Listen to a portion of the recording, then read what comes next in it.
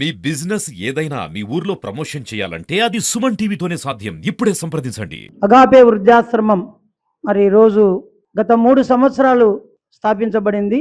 యాడికి మండలంలో, యాడికి గ్రామంలో, కమలపాడు రోడ్డు, రాఘవేంద్ర కాలనీలో అగాపే వృద్ధాశ్రమం ఏర్పాటు చేయబడింది.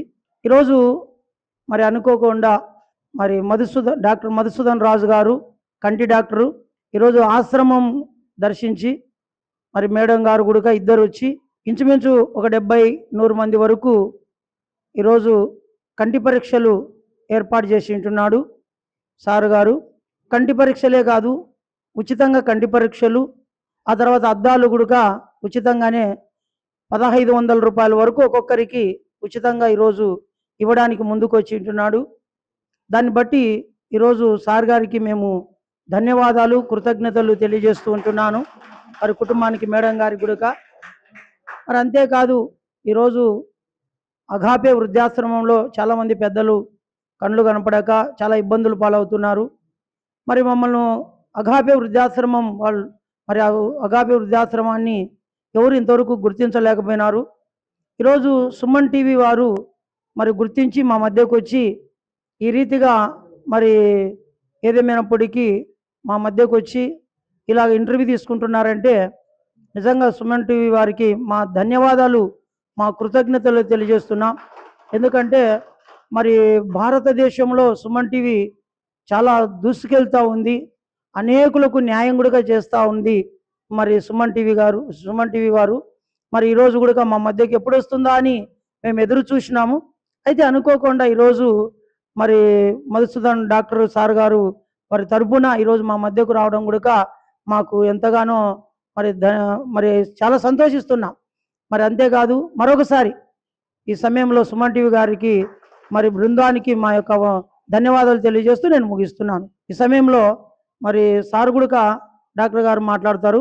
గాదిరాజు మధుసూదన రాజు, ఈమె మా శ్రీమతి చొక్కరాజు సునీత గారు. మేము గత 33 సంవత్సరాల నుంచి యాడికిలో నేను గవర్నమెంట్ డాక్టర్గా పనిచేస్తూ ఉంటే ఈమె కూడా వైద్య సేవలు అందిస్తూ ఉంది.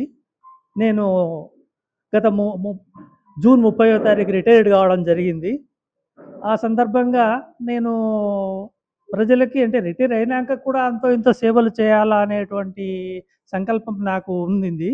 దాంట్లో నా మిసెస్, నా శ్రీమతి చొక్కరాజు సునీత గారు, నా భార్య గారు ఈ అగాపే ఆశ్రమంలో ఇట్లా ఉచితం కళ్ళద్దాల ప్రోగ్రాం ఒకటి పెడదామండి, చేస్తామండి అని ఆమె సూచించడంతో ఆమె దృష్టికి ఈ అగాపే ఆశ్రమం గొప్పగా కనిపించి బాగా సర్వీసులు అందిస్తున్నారని ఆమె తలంచడంతో దీన్ని సూచించడం జరిగింది.